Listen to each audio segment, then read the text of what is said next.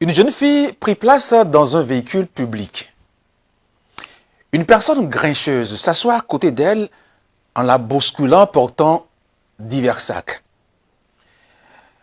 Le voisin pris de colère demanda à la jeune fille pourquoi n'a-t-elle pas protesté et fait valoir son droit. Elle répondit avec un sourire. Ce n'est pas la peine de se disputer pour si peu. Le voyage ensemble est si court. Je descends à la prochaine station. Voici une réponse qui devrait être inscrite en devise et en lettres d'or dans nos comportements au quotidien. Et partout d'ailleurs. Ce n'est pas la peine de se disputer pour si peu. Le voyage ensemble est si court. Si chacun de nous pouvait comprendre, si chacun de nous pouvait se rendre compte que notre passage ici-bas est de si courte durée, l'assombrir avec de futiles disputes serait une perte de temps et d'énergie. Et que nous a-t-il peur? Calme. Le voyage est si court. Quelqu'un nous a-t-il brimé, humilié? Du calme. Le voyage est si court. Quel que soit ce que l'on nous fera de mal et comme peine, rappelons-nous que notre voyage ici-bas est si court et revêtons-nous de douceur. La douceur est une vertu qui n'a jamais été synonyme de manque de caractère, de lâcheté. Bien plus encore, synonyme de grandeur.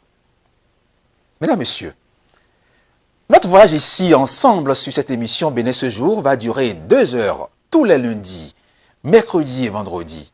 C'est peut-être un court voyage, mais nous allons y mettre l'essentiel pour vous donner le bonheur que vous méritez en restant toujours câblé Speedline Télévision. Le chemin est tracé. Ce sera pour le meilleur et non jamais pour le pire. C'est ma prière.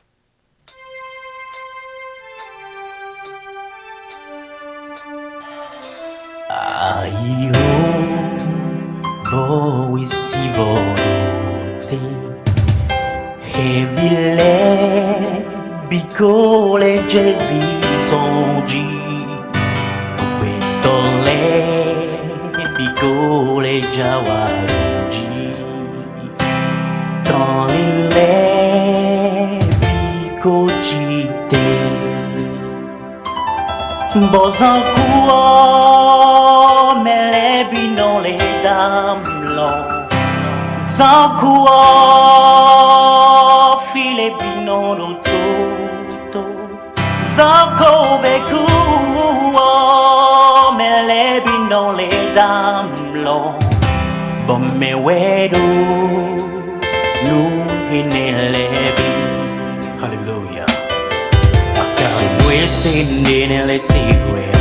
We gotta know monde nele moeji. I gotta want you to nele wea. We gotta ouvrir sinde laisser wea. Mais qui a créé toutes ces montagnes et collines que tu vois? Mais qui a possédé toutes ces forêts, toutes ces eaux que tu vois? Mais qui a chanté cette chanson que tu es en train d'écouter? Un Dieu vivant, oui, un Dieu d'amour. Regardez la sa bonté, elle est belle, elle est bien. Ne conforme pas le bonheur, un défenseur mais pas un sauveur. Des bijoux mais pas la beauté, des calmants mais pas la paix, des remèdes mais pas la santé, des liens mais pas l'intelligence. We sinde nele siwea. I gotta know monde nele moeji. I gotta want you to nele wea.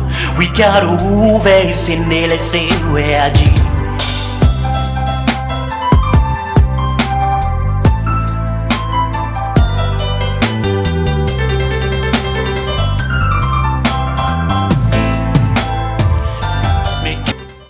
Oui, c'est vrai, personne ne connaît la durée de son voyage. Personne ne sait s'il devait descendre à la prochaine station. Donc, du calme, le voyage est si court. Notre voyage, mesdames, messieurs, qui démarre aujourd'hui est peut-être si court pour vous, mais nous devons demander donc la grâce de celui-là qui a créé le ciel et la terre, qui a créé tout ce que nous avons et qui a créé même cette émission qui démarre aujourd'hui même sur Speedline Télévision. Nous prenons l'engagement ici d'être au rendez-vous tous les lundis, mercredis et vendredis pour vous donner le bonheur que vous méritez chaque instant en regardant donc Speedline Télévision. Et je pense que vous devez aussi faire pareil, prendre l'engagement de nous suivre tous les jours que Dieu fait. Mesdames, messieurs, merci de rester des nôtres. Qui a créé FIFA du Bénin?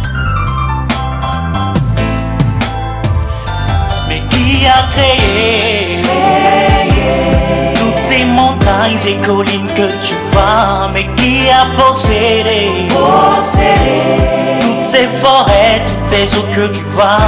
Mais qui a chanté cette chanson que tu es en train d'écouter? Un Dieu vivant, oui, un Dieu d'amour.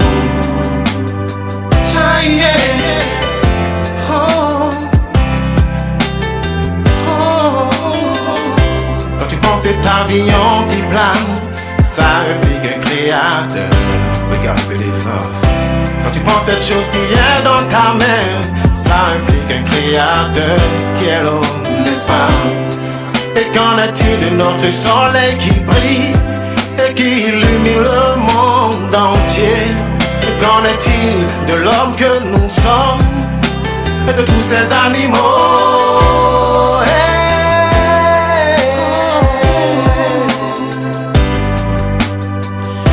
Mais qui a créé toutes ces montagnes et collines que tu vois? Mais qui a possédé toutes ces forêts? Oui, 2006, 2007, 2008, le Bénin a connu ce trio, ce groupe magique FIFA qui a fait plaisir, qui a fait danser tous les Béninois également avec ce son qui nous a inspiré ce matin, mesdames, messieurs.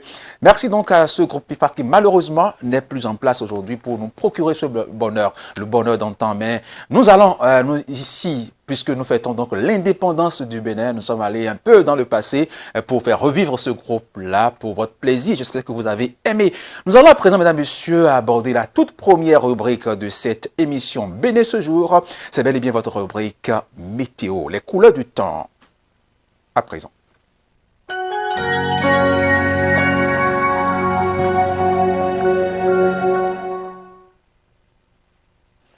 Et voilà quelles sont les différentes couleurs que va prendre le temps cette belle journée du lundi 1er août 2022, jour de fête sur la terre béninoise. Bien sûr, dans la matinée, la température de l'air sera à plus 25 degrés Celsius, point de rosée, plus 21,89 degrés Celsius par rapport donc à la température de la vitesse également du vent et l'humidité assez désagréable pour la majeure partie de personnes âgées. Donc, vous devez prendre soin de vous si vous êtes personnes âgées, bien sûr, personnes de 3e âge.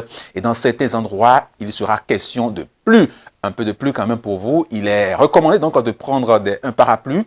Jolie brise, vent soufflant du sud-ouest à une vitesse de entre 22 et 25 km/h. Le ciel est partiellement couvert également à Cotonou. Et dans l'après-midi, toujours à Cotonou, la température de l'air ne change pas, 25 degrés Celsius et entre 25 et 26 degrés Celsius, point de rosée. Et 21, ça baisse un peu par rapport donc à la température, la vitesse du vent. Dans l'après-midi, c'est à 21 degrés 57 Celsius. Assez désagréable également pour les personnes âgées. Prenez soin de vous. Donc, pareil pour l'après-midi, en tout cas, même température même fait pour l'après-midi. Et dans la soirée, à Cotonou, la température de l'air tombe à plus de 25 degrés Celsius, donc soit le point de rosée de 21 degrés Celsius par rapport à la température, vitesse du vent et de l'humidité assez désagréable également pour les personnes âgées, surtout, et les enfants également. Donc, dans certains endroits, il y a risque de pluie. Donc, quand vous voulez sortir de Cotonou, ou bien vous êtes à Cotonou, vous voulez sortir aujourd'hui, donc prenez soin de vous, gardez sur vous vos imperméables et également des parapluies. Donc, il y aura pluie. À Parakou, direction le nord du Bénin, parce que nous fêtons l'indépendance, on parle du sud également, du nord du Bénin. 1er août 2022, à Parakou, le temps sera également pendant cette matinée. Donc, on va voir pour la matinée rapidement. Pendant cette matinée, la température sera un peu entre 22 degrés et 24 degrés Celsius, point de rosée, 19, ça chute de l'autre côté par rapport à la température, la vitesse du vent et de l'humidité assez désagréable en majeur pour les personnes âgées. Attention, la météo met l'accent sur les personnes âgées. Dans certains endroits également, il sera question de pluie. Il est recommandé toujours de sortir avec des parapluies ou des imperméables. Dans l'après-midi à Parakou, température 25, 27, ça varie toujours. Et point de rosée, 21 degrés Celsius par rapport à la température, la vitesse, même aspect par rapport aux personnes âgées. Précipitations et les tempêtes sont attendues dans le nord, dans l'après-midi à Parakou. Donc, risque de tempête à Parakou dans l'après-midi. Il est recommandé donc de sortir toujours avec des parapluies.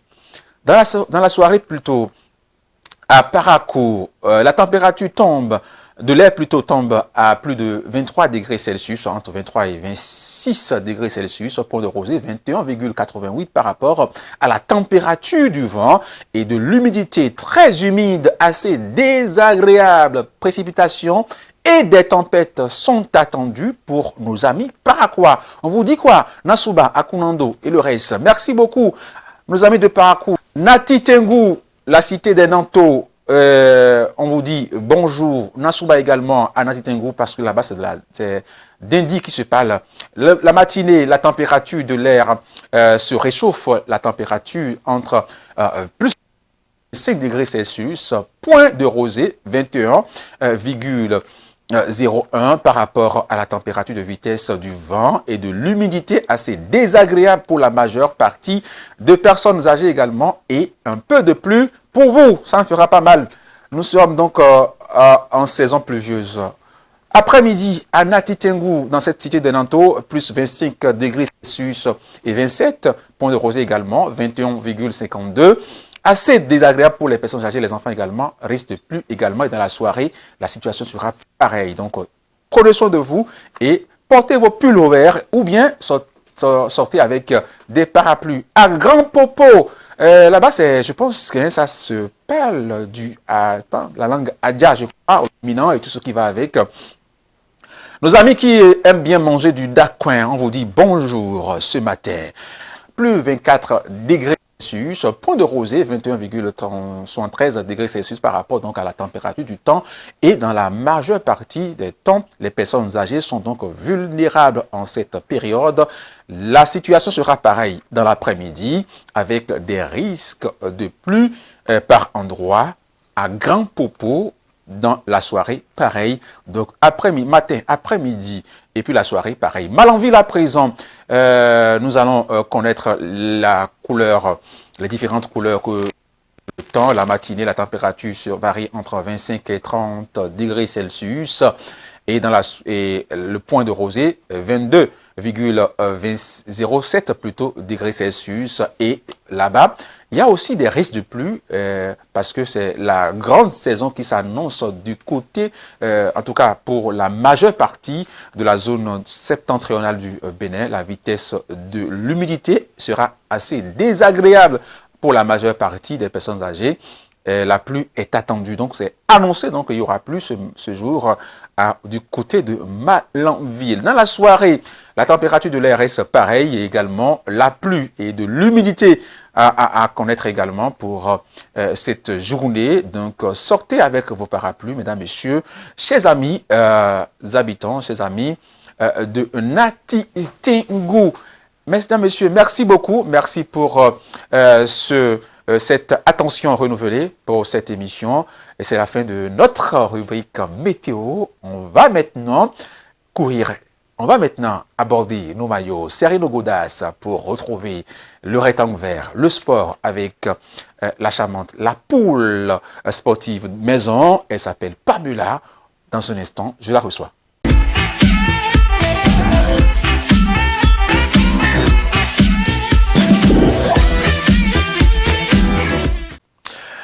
Et voilà l'essentiel, mesdames, messieurs, pour la météo, les infos météo de ce matin, de ce lundi 1er août 2022. Vous êtes donc prévenus. Donc, si vous avez envie de sortir, en tout cas, gardez vos parapluies parce qu'il y a risque d'orage un peu partout au Bénin. Il y a du vent également, la fraîcheur également présente. Prenez soin des enfants, de vous aussi, et des autres qui vous entourent.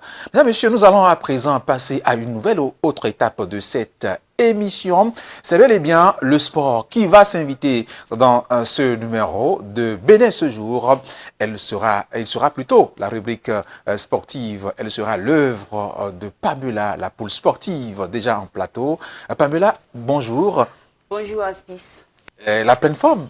La pleine forme. Je vous souhaite très bonne fête d'indépendance du Bénin. Bonne fête à vous aussi et bonne fête à nos chers téléspectateurs qui nous suivent. Et voilà, nous allons parler sport avec vous et on parlera de quoi? On va parler de l'évolution du Bénin dans le domaine sportif depuis son accession à l'indépendance et nous allons faire quelques tours sur les actualités sportives à l'international. Donc nous allons voir un peu de 60 jusqu'à aujourd'hui les différentes évolutions du Bénin. Je vous laisse donc nous présenter, nous faire plaisir sportivement parlant. Mesdames, Messieurs, j'installe ici Matin Sport avec Pamela.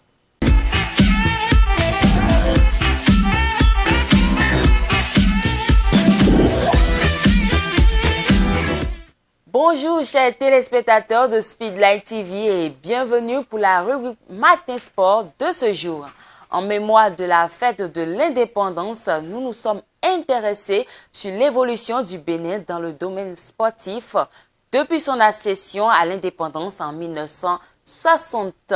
Un pays indépendant est un pays qui, sur tous les plans ou dans tous les domaines, est le seul à prendre les décisions nécessaires pour son bon développement. Alors, qu'en est-il dans le domaine sportif? Chers téléspectateurs, sachez-le, la première fédération qui a été créée fut la Fédération béninoise de football FBF. Créée en 1962, cette fédération est une association regroupant les clubs de football du Bénin et organise les compétitions nationales et matchs internationaux de la sélection du Bénin. La sélection béninoise de football est membre de la FIFA depuis 1962 et de la CAF en 1969. Elle se faisait appeler le 11 national lors de la période révolutionnaire, les Étoiles rouges du Bénin. Ce n'est qu'après la conférence nationale qu'elle se fit appeler les Écureuils du Bénin. Elle a connu beaucoup de résultats sportifs décevants en raison des incessantes crises qui ont pendant longtemps secoué sa fédération et qui ont causé la non-régularité de son championnat local pendant plusieurs années. Mais ces regrettables épisodes sont aujourd'hui dépassés par les bons résultats observés sur le terrain. La Coupe d'Afrique, dès sa première édition en 1957, a toujours été dans le cœur des débats pour l'équipe de football qui pendant longtemps a cherché à s'emparer de cette coupe. D'élimination en élimination, ce n'est qu'en 2004, le Bénin, autrefois appelé le 11 national, se qualifie pour la première fois après s'être incliné à 3 reprises face à l'Afrique du Sud, le Maroc et le Nigeria. Nous avons dégoté pour vous un extrait du match entre le Bénin et le Nigeria en 2004. Another man desperate to show the African public what he can do. Kanu, he just seems to be walking around aimlessly at the moment to me. I think his body language says he's still thinking about that cross that didn't come a few moments ago, and that well down by the keeper. Was actually going wide, but still didn't take any chances. Yep, Kanu just ambling about really out there. This is the first.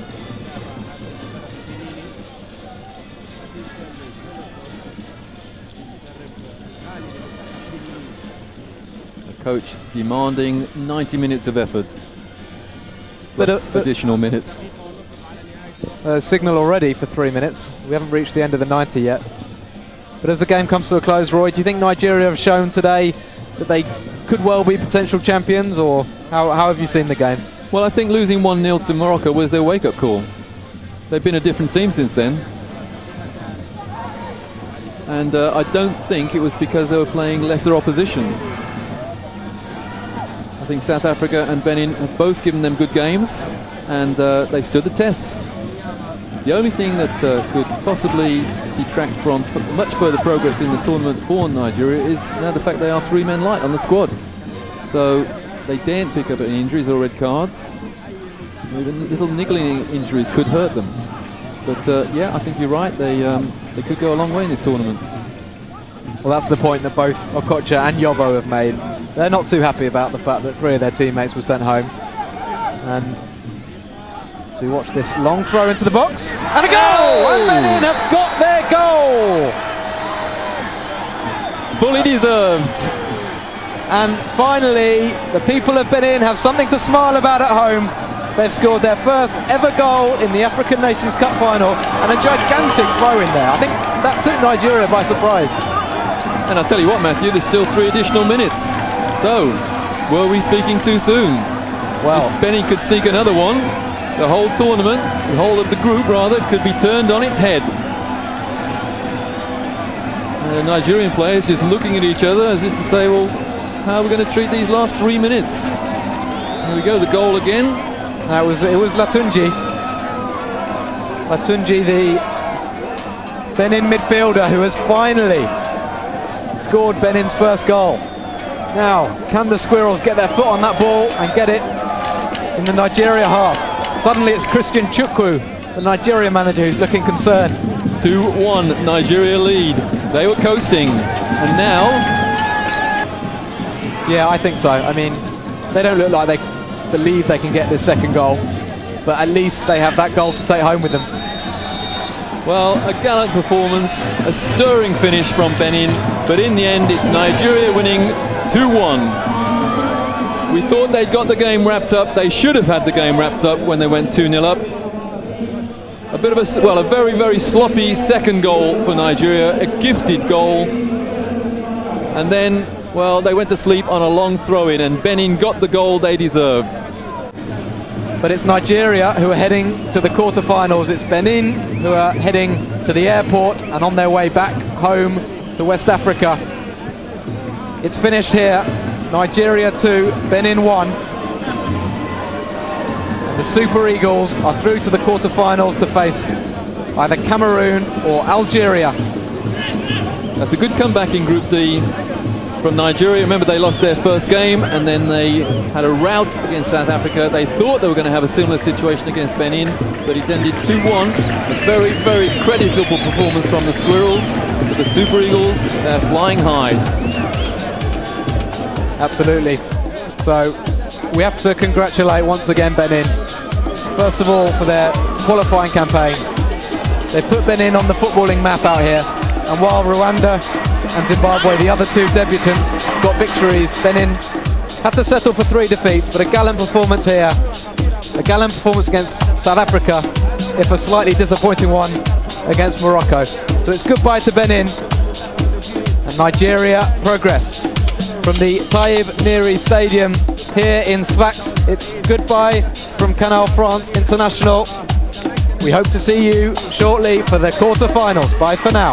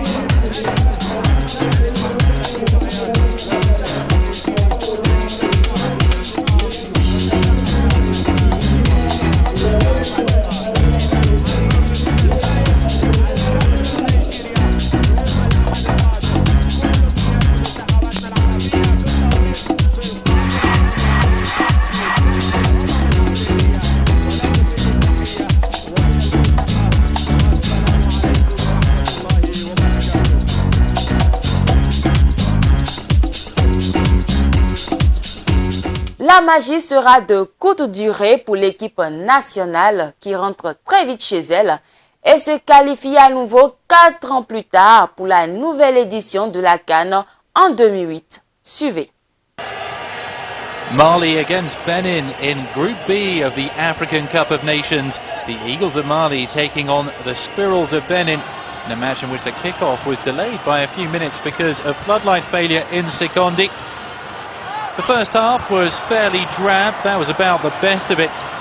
Mali had more of the play, but didn't really test Rashad Shitu in the Benin goal. 0-0 at half-time. Things did improve slightly after the break. Benin, who'd lost all 3 of their games the last time they played in the African Nations Cup, conceded a penalty in the 47th minute. Kanute's shot too hot to handle for Shitu. The foul on Traore, and Kanute tucking away the penalty, wrong-footing Shitu. 1-0 to Mali. Had Seydou Keita, Kanute's Sevilla teammate, had his shooting boots on, or Mamadou Sidibe, the substitute, the margin could have been even greater. Mamadou Diarra's shot was much better, but this time Shitu could hold on to keep it 1-0. And Benin, well, they came close in a flurry in the final 10 minutes. The substitutes, Olede Pupu and Abu Maiga, drawing fine saves from Mamadou Sidibe. He certainly earned his money in the closing 10 minutes of this Group B encounter. Stéphane Sessegnon, another substitute, also got involved.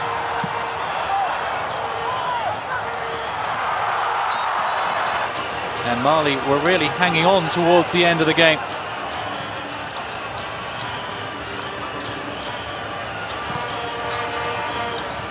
Benin had drawn twice with Mali during the qualifiers, but this time Abu Maiga couldn't find any power in his shot, and it finished 1-0. Relief for Mali. Cette performance était donc à Accra en 2008.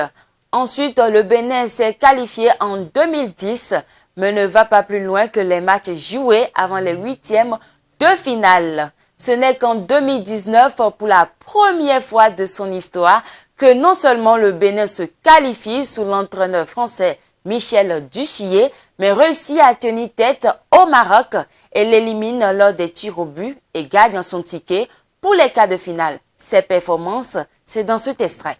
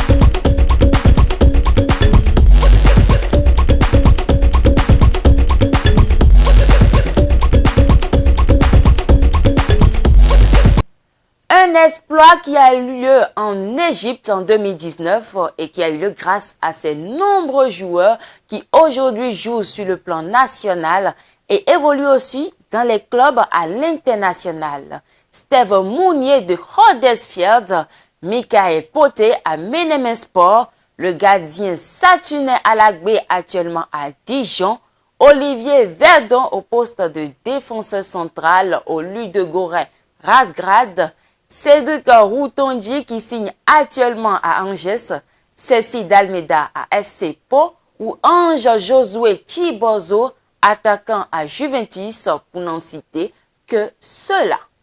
Le Bénin aussi dispose d'une équipe féminine qui essaie de tirer son épingle du jeu, mais le Bénin, ce n'est pas que du football. Le Bénin indépendant, c'est aussi du handball, du volleyball, du basket, d'athlétisme, de la bosse et même de la pétanque. Plusieurs fédérations existent aujourd'hui dans chaque domaine pour donner plus de visibilité aux disciplines. Des championnats nationaux sont organisés sur le plan national pour faire plus découvrir les jeunes talents de demain. Disons qu'en 62 ans d'indépendance, nombreux sont les talents qui font la fierté du pays sur le plan national comme international. Aujourd'hui, dans le monde de l'athlétisme comme référence, nous avons la double championne d'Afrique en heptathlon, Odile Aronwanou, âgée de 31 ans qui détient le record national dans sa discipline, ainsi que le 100 mètres raid, le saut en hauteur et le lancer de poids. Surnommée le guépard de Pandjari, Noélie Yarigo, âgée de 36 ans, est la deuxième coureuse béninoise à se qualifier pour les championnats du monde. Elle a été 2 fois demi-finaliste aux Jeux olympiques et la dernière a eu lieu à Tokyo, au Japon, et 2 fois demi-finaliste aux championnats du monde sur le 800 mètres.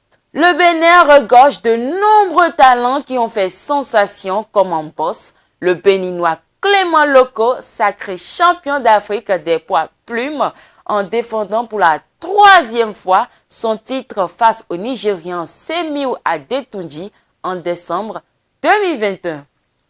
La discipline qui ramène des titres sportifs de haut niveau est la pétanque, une discipline qui passionne ardemment les Béninois au point où en 2016, le pays fut vice-champion du monde et finalement champion du monde des nations de pétanque en battant le Luxembourg en finale.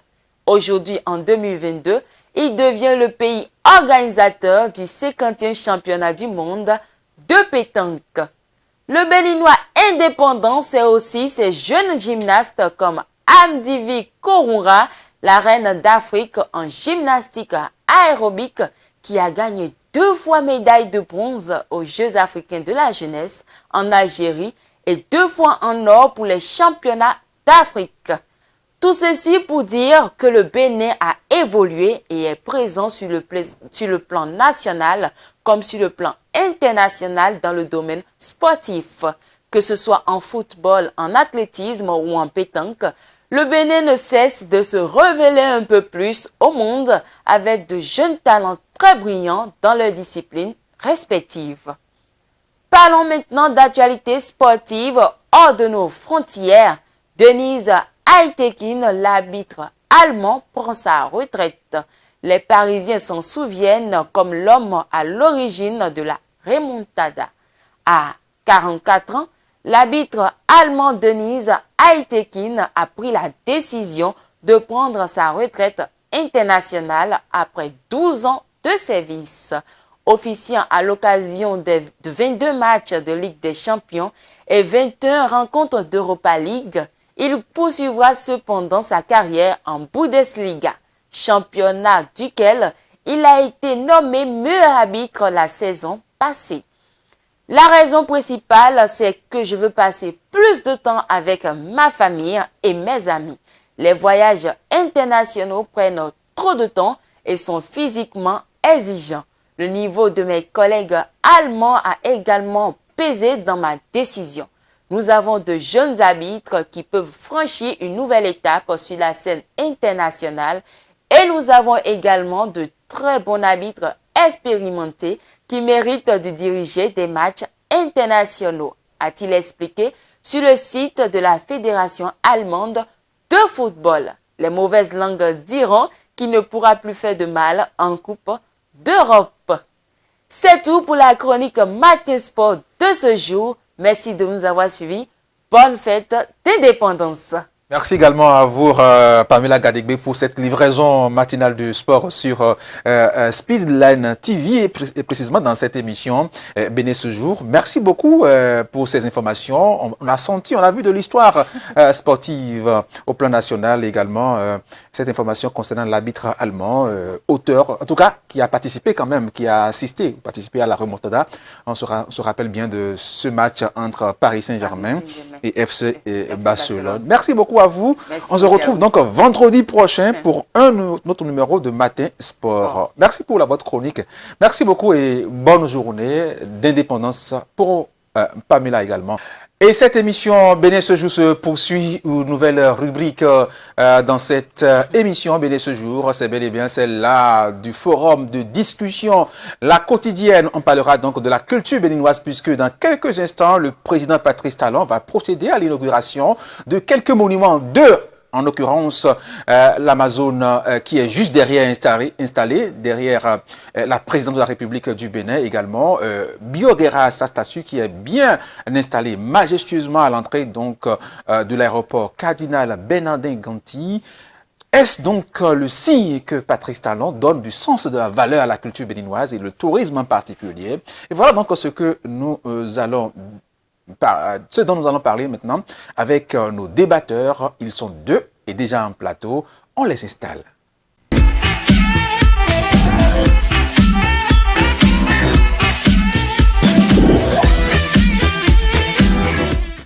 Et voilà, le Bénin indépendant, ça fait 62 ans que ça dure. Et tout à l'heure, le président de la République, Patrice Talon, va inaugurer quelques monuments. Le monument donc de l'Amazone installé majestueusement derrière la Marina, la présidente de la République du Bénin. Également, Bioguera, qui est juste à l'entrée de l'aéroport Cardinal Bernardin Ganti. Également, pourquoi pas, le jardin de Mathieu. Ces différentes infrastructures à caractère donc culturel, quel est donc l'apport de la culture? Qu'est-ce que la culture plutôt a pu gagner en 62 ans d'indépendance et quels sont les efforts aujourd'hui fournis par le gouvernement du président Patrice Talon pour rendre plus visible la culture béninoise à l'extérieur, pour révéler la culture béninoise, puisqu'il avait dit le tourisme comme levier de développement économique. Pour en parler, j'ai avec moi deux acteurs, en tout cas, ils vont se présenter. Franck Benzin, à ma droite. Bonjour Franck Benzin. Bonjour monsieur le journaliste, bonjour chers téléspectateurs. Je vous laisse vous présenter.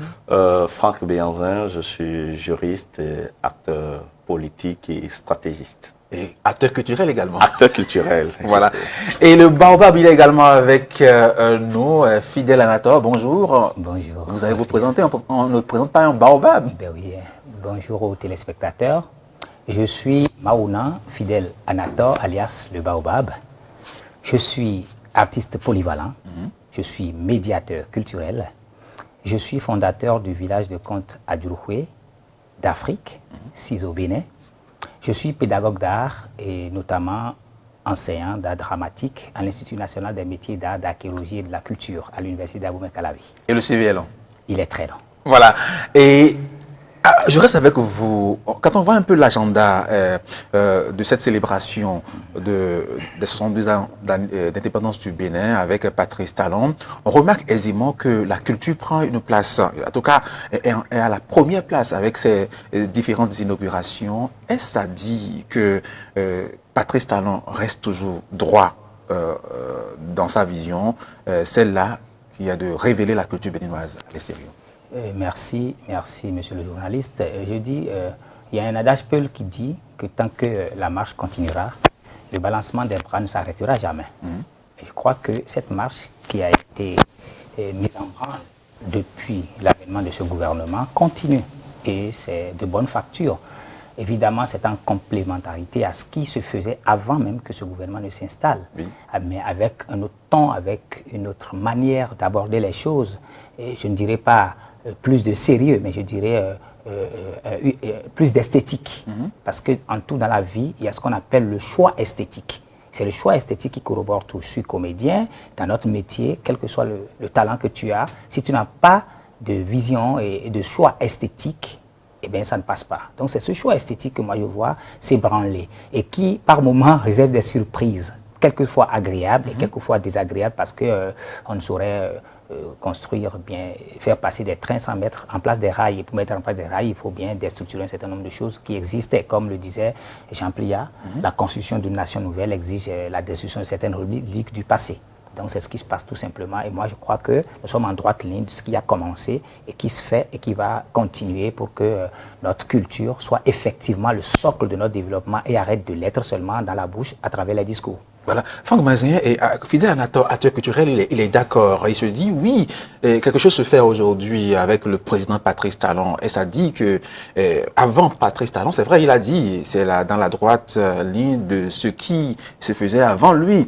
Et selon vous, quels sont les acquis qu'on peut mettre à l'actif des différents gouvernants qui sont passés par le pouvoir du Bénin depuis l'indépendance jusqu'à nos jours? Nous pourrons dire que des indépendances à nos jours, que la culture n'a pas été occultée par les gouvernements.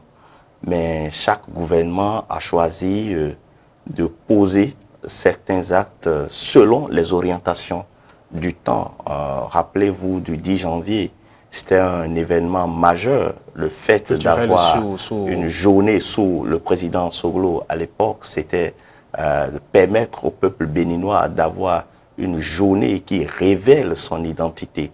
Nous pourrons dire que des 60 à aujourd'hui, que les disciplines culturelles ont été d'une manière ou d'une autre accompagnées par le pouvoir en place.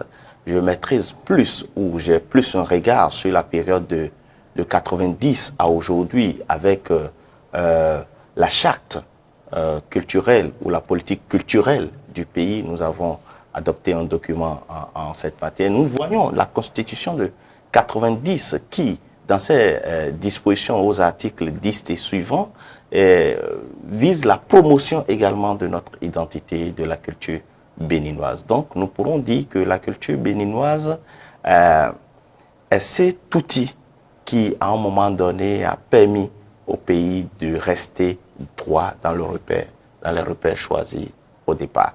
Et si nous voyons à la date d'aujourd'hui, nous allons retenir que le pouvoir en place voudrait davantage révéler la culture béninoise, révéler le Bénin à travers la culture béninoise.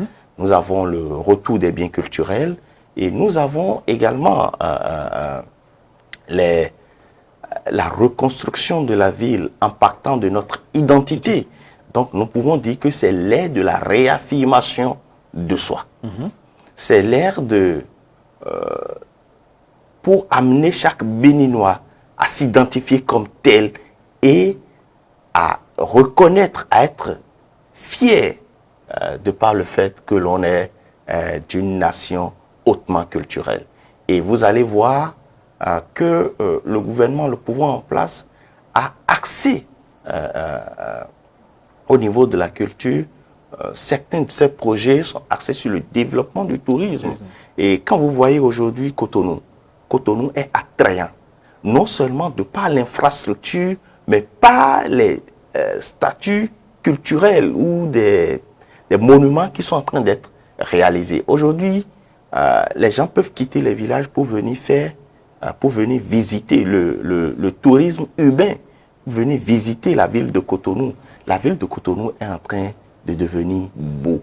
Et quand vous quittez l'extérieur, vous êtes dans certains environs de Cotonou, vous avez de la fierté d'être béninois.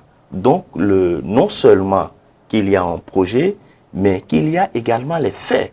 Vous allez voir, le gouvernement a adopté la loi sur la protection du patrimoine culturel. Donc, il y a tout un pan de développement qui se base sur les données culturelles. Voilà. Au-delà de ces inaugurations, Fidèle Anator, quand on voit derrière le palais de la présidence de la République du Bénin, une Amazone bien installée, quel sens, quel message Patrice Talon voudrait donc bien faire passer au monde entier? Merci.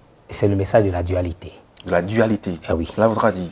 Cela voudra dire que, comme nous le savons très bien, dans la vie, il y a des lois, il y a des préceptes. Et le précepte de dualité est très important. C'est cette dualité qui est déjà installée au sommet de l'État, à travers le duo présidentiel. Et c'est ce qui se réaffirme. Parce qu'il y a... Le président et sa vice-présidente. Et sa vice-présidente. Et il y a le palais de la Marina et son Amazone. C'est cela. Curieusement, c'est beaucoup plus ce matin que moi j'ai eu la vue réelle depuis le portillon, le grand portail et la vue de l'Amazone au loin. Et évidemment, quelques semaines plus tôt, je revenais donc de Bruxelles et à l'aéroport, je n'ai vu que la queue du monument de Bioguera. Et j'ai dit, tiens, ça doit être Bioguera. Et Maxime, qui était avec moi, disait oui, bien sûr, parce que là, je vois la flèche, etc. Et c'était beau.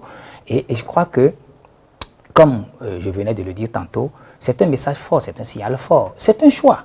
Il peut y avoir des gens qui peuvent ne pas être d'accord sur certaines aspérités, mais toujours est-il qu'on s'accorde sur le fait qu'il y a de l'esthétique, il y a du beau, il y a de la conception artistique, il y a un travail de conception artistique, un travail de vision et surtout un travail prospectif. Parce qu'on sent bien que derrière tout ça, c'est quand même des mois et des mois de travail, c'est des années de travail et que ça ne sort pas de nulle part, puisque quand on voit la symétrie avec le portail, on dit waouh! Donc c'était pour ça que c'était positionné là. Je suis artiste et pourtant je n'avais pas imaginé à l'avance que c'était ça. Ça veut dire que quelque part il y a un travail, je le répète, dans la vie pour tout. Si tu es garçon et que tu dois avoir un jour la chance d'avoir avec toi une dame, eh bien, il faudrait bien que tu aies de l'esthétique en toi.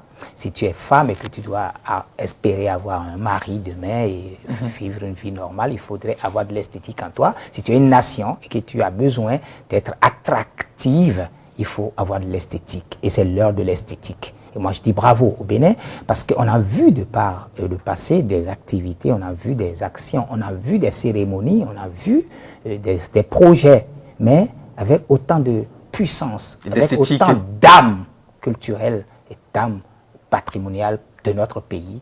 Et je n'en avais pas encore vu, il est vrai, je suis très jeune. Il y en a peut-être eu avant moi, mais je n'en ai pas eu écho. Ce qui se passe aujourd'hui, je ne suis pas de ceux qui encensent un gouvernement, on le sait très bien. Donc, quand ça ne va pas, je dis, mais quand ça va, il faut aussi le dire, il faut l'affirmer. Ça ne veut pas dire que tout est rose, mais c'est un pas important.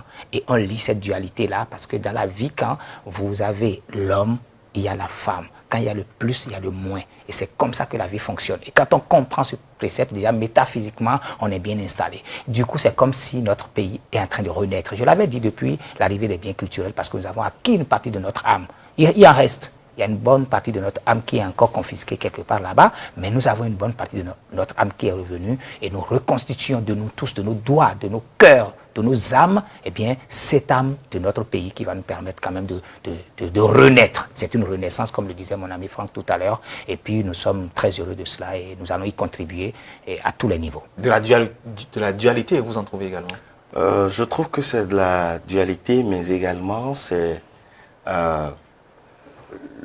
la promotion de la femme, de la gente féminine. Et vous allez voir que ce n'est pas l'Amazone seule, c'est des actes qui se sont enchaînés. Qui ont accompagné. Regardez déjà des lois votées pour la promotion de la femme au niveau de l'Assemblée nationale.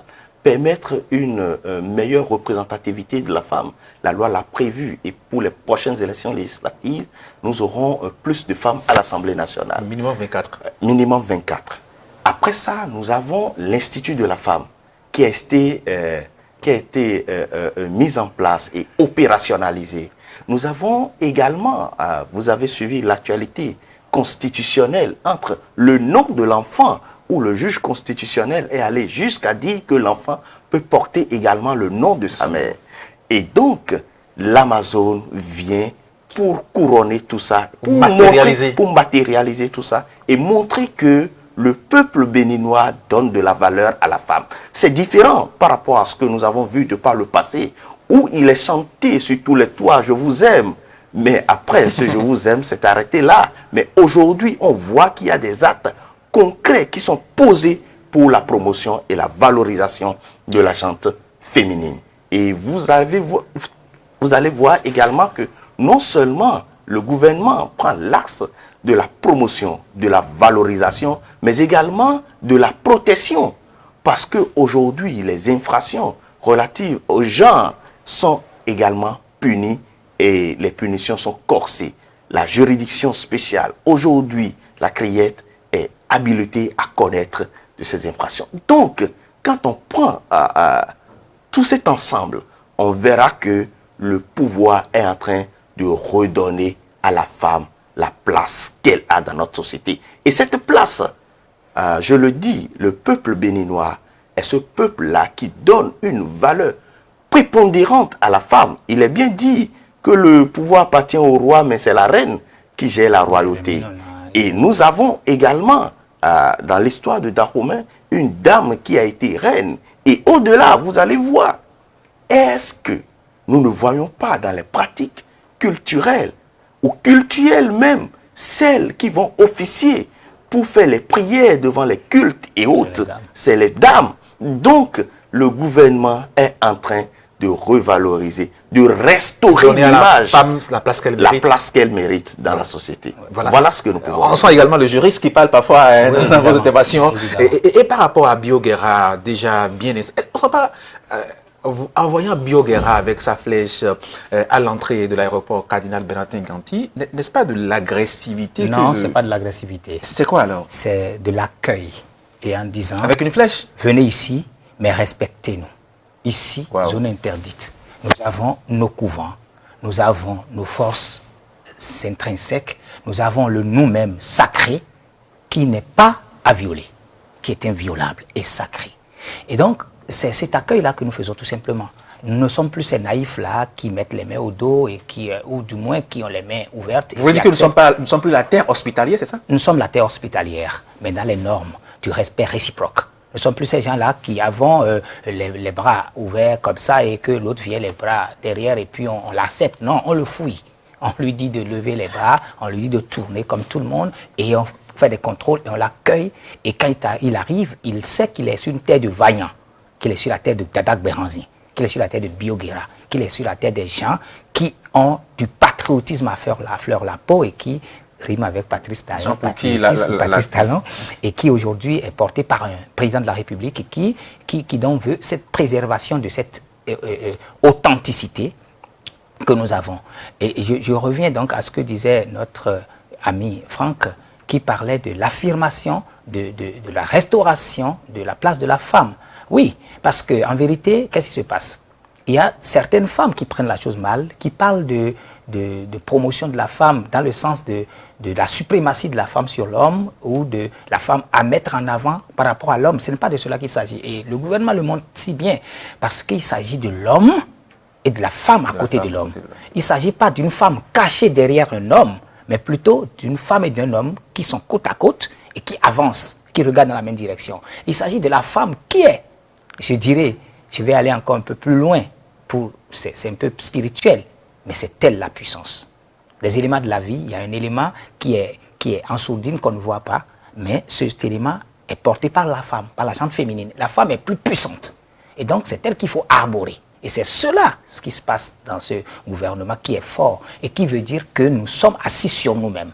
Nous sommes maintenant enracinés dans la terre arable, que nous ne sommes pas des arbres qui sommes sur des rochers. Nous étions peu ou prou sur des rochers. Et on ne saurait se développer en mettant ses racines sur les rochers. Il faut s'enraciner sur la terre arable. Et cette terre arable nous recommande d'aller vers la dualité et d'aller mettre la femme à sa place, puisque dans tous nos rites, dans notre culture, la femme a sa place, et même dans le ménage. Récemment, j'ai sorti « Maman, qui sommes-nous » Pourquoi j'ai dit « Maman, qui sommes-nous » Pourquoi la question, je l'ai adressée à maman? Parce que c'est la femme qui est l'élément central. Et dans d'autres cultures, au Mali par exemple, les gens vont jusqu'à dire que la femme est l'arbre à homme. Et pourquoi est-ce que nous rabaissons cette femme? Pourquoi est-ce que nous minimisons? Pourquoi est-ce que nous détruisons la femme? Et je suis bien aise de le dire culturellement, parce que tout à l'heure vous disiez tantôt qu'il parle en mettant en exergue le fait qu'il est juriste. Et moi, je mettrais en exergue le fait que je sois artiste, parce que... Et poète, on le sent bien sûr. Et bien sûr, parce que quelque part, j'ai un projet en ce moment qui marche, qui est l'art dans l'art.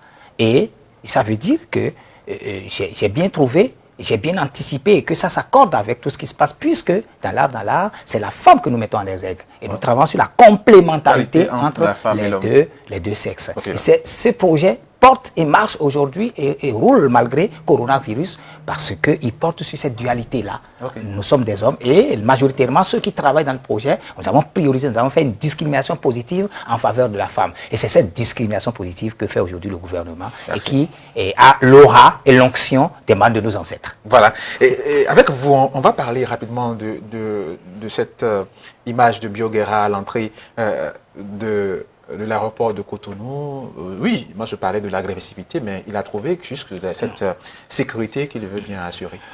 Je pense que nous n'allons pas voir la flèche, mais nous allons voir ce que Bioguera représente pour le peuple béninois. Vous savez, le peuple béninois, je le disais tantôt, est un peuple fier de son histoire, de son identité et donc de lui-même. Nous nous identifions comme étant des descendants de Béranzin et de Bioguera. Donc Bioguera, le peuple béninois n'a pas été peuple sans la résistance. Donc la résistance est notre identité, et tout acte qui s'oppose à notre culture, sans campagne, sans rien sur le terrain, vous voyez le citoyen béninois s'opposer à cela. Donc c'est pour montrer que nous sommes dans un peuple qui est fier de lui-même. Et de l'autre côté, quand on connaît le Bénin, pour voir Bioguera, est-ce qu'il faut aller jusqu'au nord d'Abao? Non, parce que nous sommes à l'aéroport, vous descendez, vous devez voir l'Amazone, vous devez voir Bioguera.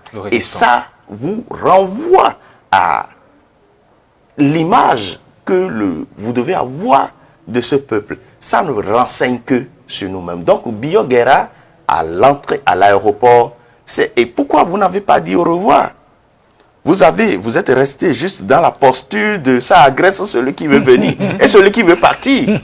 Donc nous n'allons pas voir entre l'entrant et le sortant, mais nous allons voir l'image que nous mettons là et ce que ça représente pour le Béninois. Je dirais même que pour le Béninois qui veut sortir de son territoire, en voyant l'image, il devrait avoir à l'esprit, je vais vaillant et je reviendrai. Vaillant. Et donc, c'est pour dire, va et reviens en force, je suis derrière toi également.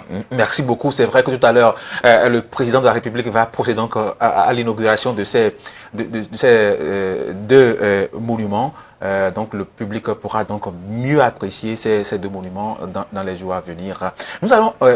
pour finir, parler rapidement de la culture béninoise, toujours encore, mais les acteurs culturels eux-mêmes. On sent que, oui, on a chanté ici que ça a évolué, on a chanté que voilà, chaque gouvernant est venu faire un peu ce qu'on appelle, apporter un peu du sel, et faire évoluer la culture à sa manière, mais on sent qu'au niveau des acteurs culturels eux-mêmes, ça ne va pas au Bénin. On n'a pas encore un rythme béninois qui s'impose à l'international, au Conseil des Nations. On sent que, oui, on a vu de Noudji, on a vu beaucoup de Soyoyo, on a vu des rythmes, mais aucun de ces rythmes ne s'impose à l'image du décalé coupé, de beaucoup de rythmes. Même le Togo, près de nous, est parvenu à s'imposer sur le plan culturel. Pourquoi ça ne marche pas au Bénin? D'abord, moi je peux dire que c'est une histoire de format. De format. Nous avons des formats de financement à l'international. Nous avons d'autres formats à l'antipode qui sont au plan national et qui sont menés par des Béninois. Qui plus est, sont des gens issus de nous aussi. Parce que, même s'il y a des gens qui sont des hommes politiques en griffe, qui sont positionnés sur des pupitres, ils sont accompagnés par nous. Et nous avons un problème. Nous avons une classe artistique, nous avons une semi-classe artistique qui fait écran à tout ce qui est réel et concret, qui pourrait nous aider à aller là où nous devons aller. Du coup, vous allez remarquer, quand vous parlez du Togo tout près, remarquez qu'il y a une grosse volonté politique qui accompagne le mouvement. Il y a des hommes politiques qui ont pris leur bâton de pèlerin et qui ont pêché des jeunes, qui les ont promus d'une certaine manière. Aujourd'hui, ça se fait un peu. Mais nous avons fondamentalement une manière de financer notre culture qui est une très belle idée. Mais le recadrage est nécessaire aujourd'hui pour que nous puissions atteindre ces objectifs-là, parce que c'est possible. Les talents ne manquent pas, l'expertise ne manque pas, mais c'est seulement que la manière de financer la culture a un problème. Il a du plomb, ou elle a du plomb dans l'aile, cette manière-là. Est-ce qu'on devient artiste parce qu'il y a de fonds? Non, de je soutien, ne parle pas de ou bien fonds. Je n'ai jamais parlé de fonds pour de le moment. financement? Jusque-là, j'ai parlé de la manière dont on pense le financement de la culture. Et ce n'est pas une question de fonds. Fonds ou pas, il y a des standards internationaux. Je reviens souvent à moi. C'est dommage parce que je n'ai pas d'autres exemples plus proches, parce que je le sens moi-même et je sens ce que je vis. J'ai des projets qui marchent à l'international, qui sont financés à gros coûts et qui permettent, des projets structurants qui permettent de régler ces problèmes dont nous parlons là, d'avoir des banques rythmiques, de travailler avec des big metteurs pour faire un certain nombre de choses, de travailler sur l'art de l'oralité, pour l'art de la griotique, etc. Mais ces projets échouent chez moi et réussissent à l'international. Qui apporte de l'argent, qui veulent que les miens en apportent en complément pour que ça puisse tenir. Et quand ils n'apportent pas pendant 2 ans, ils nous lâchent. Des festivals sont partis en fumée comme ça. Et c'est ça le problème qui se pose. Donc en vérité, ce n'est pas que le talent manque et que l'expertise manque. C'est simplement qu'aujourd'hui, le gouvernement doit revoir et recadrer la manière dont la culture est financée. Tout court. Franck Berzin, 62 ans d'indépendance, le Bénin n'a pas d'identité culturelle et de musique, musicale en particulier. Je ne dirais pas que le Bénin n'a pas d'identité culturelle. Et musicale? Le Bénin a une diversité culturelle et musicale. Et dans cette diversité-là, on peut trouver... Non, nous ne sommes pas... La dynamique n'est pas que une identité culturelle annexe l'autre. Nous ne sommes pas dans une politique d'annexion des cultures.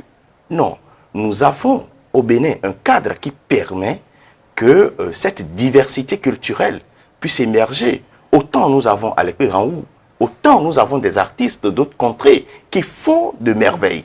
Mais quand on me dit que le Bénin, culturellement, n'est pas à l'international, je dirais non. Le Bénin, institutionnellement, peut-être ne se retrouve pas, mais l'individu, quand je dis institutionnellement... Par exemple, Angélique Kidjo, c'est tout? On se limite à ça? Dimon Oussou. Dimon Oussou, c'est très insuffisant. Aboussou. Voilà, c'est très insuffisant. Non, nous n'allons pas... Qu'est-ce que Dimon Oussou à l'international apporte aujourd'hui en matière d'économie? La problématique, de promotion de la problématique n'est pas de formation. Quel est le cadrage qui est mis en place pour qu'ils viennent former en masse les nôtres? Attendez. Quel est le financement? Mais lorsque vous allez voir, par exemple, qu'est-ce que la société civile culturelle fait à cet effet? Cher ami fidèle, cher ami Hospice, vous savez tous que à un moment donné, nous étions tous de ce secteur. Voilà. C'est vrai, le collègue ami Fidèle a voulu aborder la question de financement, mais ce n'est pas ça. Quand vous avez les rythmes ivoiriens au Bénin, ce n'est pas parce que les Ivoiriens ou le gouvernement ivoirien a fait un truc haute mesure, mais c'est la comestibilité de notre produit à l'international. Parce qu'il y a un environnement, une volonté politique qui accompagne l'artiste. Ce n'est pas la volonté politique. Naturellement. Si cette question, je vous dis, ce n'est pas une question de volonté politique. C'est quoi alors? Est-ce que vous avez vu les gars qui ont fait du soyoyo dans ce Bénin? Robinson Sipa, Robinson Sipa. Quand les Sipa étaient là, nous avons le produit. Mais est-ce que c'est pas le gouvernement qui ira vendre le produit? Robinson Sipa.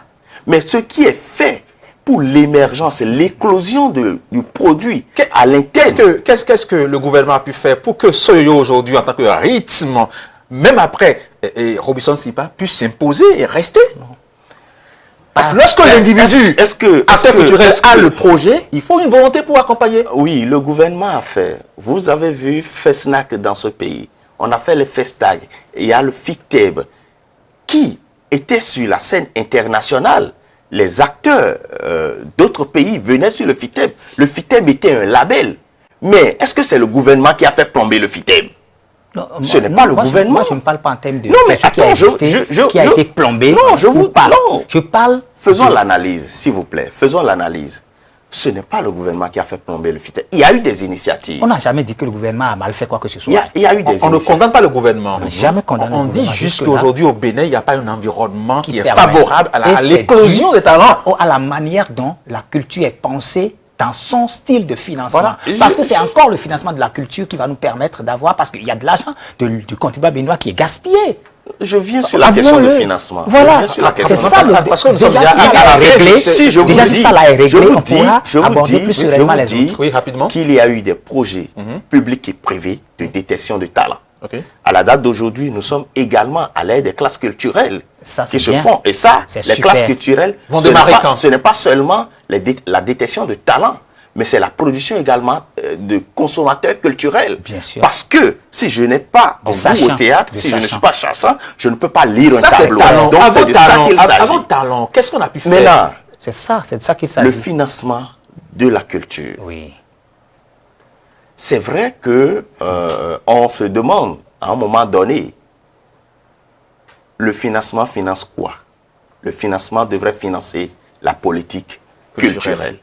Mais à un moment donné, je suis d'accord qu'il faut revoir C'est tout. la manière dont cela se fait et que ce financement ne soit pas un financement social, que ce ne soit pas, mais que l'on puisse investir dans l'industrie culturelle qui puisse être capable de nous amener à un Et bon ça a port. commencé parce que j'ai entendu parler des galeries qui vont se construire par-ci, par-là. Je parle des plasticiens, mais aussi il y aura des tréteaux qui seront construits pour accueillir des spectacles. Mais il y a aussi des espaces culturels privés qui bossent dans le pays et qui devraient aussi être accompagnés pour pouvoir passer de là qu'on va cuisiner les produits qui vont aller dans ces grands lieux de diffusion de Désormais, qu'il spectacles. y ait des fonds réservés à ces Et non espaces-là. seulement ça, il va falloir que quand nous avons un fonds qui est destiné à financer la culture, il faudrait qu'il y ait des guichets, il faudrait qu'il y ait des entrées différentes et il faudrait plus que les moutons se promènent et aient le même prix.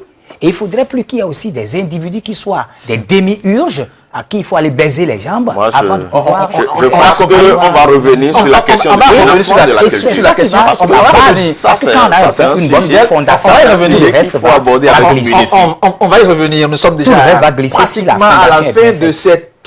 cette discussion, ce forum de discussion appelé donc la quotidienne qui passera désormais tous les jours, donc les lundis, les mercredis et les vendredis, donc sur votre émission Béné ce jour. Merci à vous, hein, fidèle Anatole.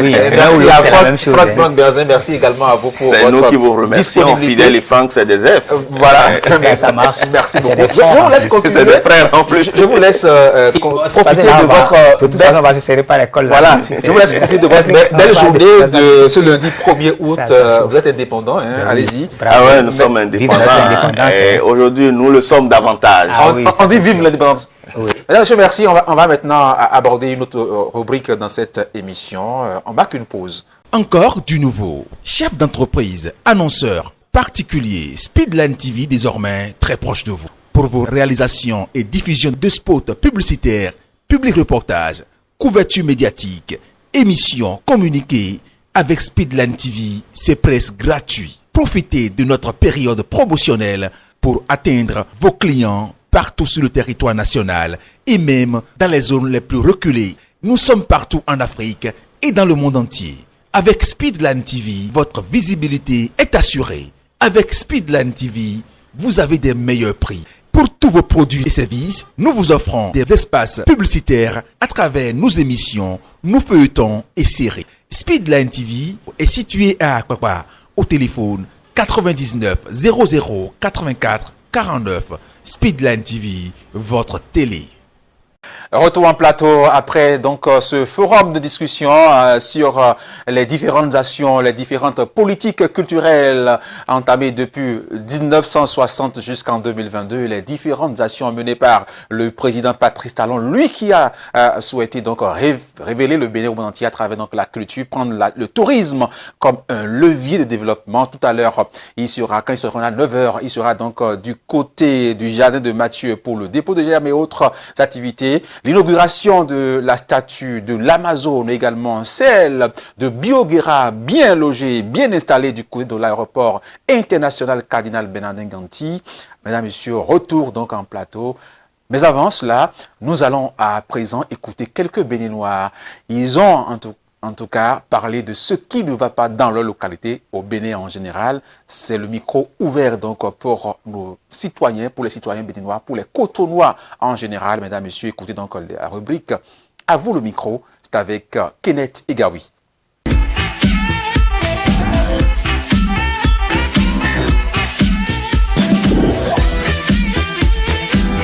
Au Bénin ici, mais surtout à Cotonou, il y a certains quartiers que le pavé est dégradé. Il y a beaucoup de trous. Il n'a qu'à faire tout possible pour ranger. Pour ne pas vous mentir, c'est que actuellement,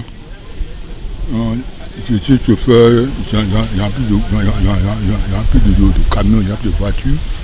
Les enfants sont là, ils souffrent, il n'y a plus de soutien pour les soutenir. Mais vous voyez que, bon. Et maintenant, il n'y a plus de job dans le pays pour qu'on puisse faire ça, pour trouver de l'argent. Toi, effectivement, toi, mais à 100 ans, entreprise dans des boulots, toi, mais où est-ce que le chômage est? Bon, nous avons une mais les autres pas d'image, c'est télévision. Et nous avons pas d'image, mais nous avons d'autres signes. Nous avons bon, quand les autres nous avons pour mais j'ai les enfants aussi. Maintenant, ils sont à la maison. Ils ne font rien. Ils sont diplômes. Mais ils ne font rien. Il n'y a pas moyen. Pas moyen. Il y a des BVT, il y a des bacheliers qui sont là et qui souffrent. Nous, quatrième arrondissement, Pédjouin. Au moment où nous avons autrement, nous avons prévu les millions. Il y a un embayé à l'inami. Il y a un embayé à l'inami. Il y a un concours à Mimolo. Il y a un concours. Encore des colons. Il y a encore des mariés à son. Il y a un John Leroy. Quand on le pousse, on le on tient bien nous mêler on le bien donc on est là et c'est moi aller dans le rousina vraiment monter dans do rim mêler mimo il me va au colo et il y a gabovi il vient dans son école il me do vacances mais il no a dans do colo il y a alors que kuna kato au crossing godo il no sumina ande buna donc il vit ton énergie mimo non ni mo me voulait se fiquer notre gêné donc Emayona ni mo harambona yao de pour me sauver au brevi mi toleton en a ouvert ma je pour nous haramblo. Moi ce que j'ai comme préoccupation surtout moi je vais parler de la politique parce que je sais que dans mon pays le Bénin nous sommes à 80% de la population analphabète.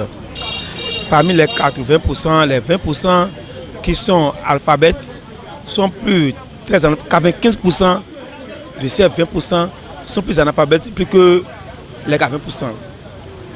Parce que ce que je vois qu'il y a trop de diffamation au niveau de nos intellectuels, comme l'avait dit le président Mathieu Créco, ils étaient tarés, comme l'avait dit aussi le président Patrice Talon.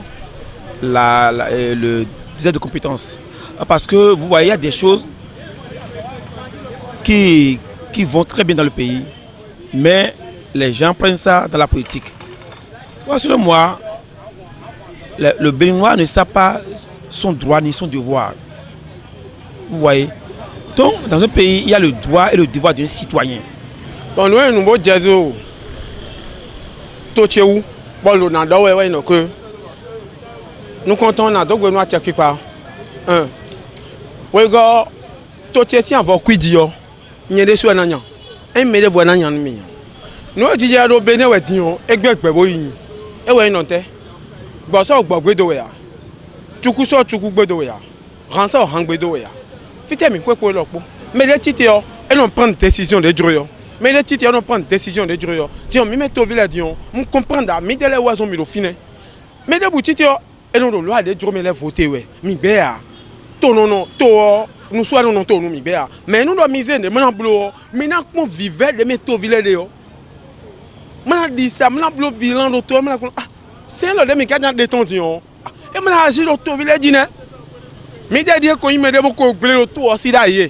Beaucoup de to villes, mais, tu m'en le fond, t'es vrai. Mais on est à d'aucun, mais rien. Je parlerai du pays. De la vie chère, parce que c'est une situation qui préoccupe presque tout le monde. Et bon, les temps sont durs, on n'arrive pas à gagner assez et voilà le peu que nous gagnons déjà, le peu que nous gagnons, on déjà l'injecte aussi dans des vivres qui sont énormément chers. Donc je voudrais demander, si possible, à nos gouvernants de bien vouloir se sacrifier un petit peu pour que nous puissions avoir un peu de facilité à pouvoir faire des provisions qui puissent tout au moins nous garder pour un bon moment, malgré le peu que nous gagnons. Parce que, on sait, il y a certains produits qui nous viennent de l'extérieur et la cherté est peut-être due à la guerre. De l'autre côté, tout ça parce que nous-mêmes, nous avons tous délaissé les roues et autres.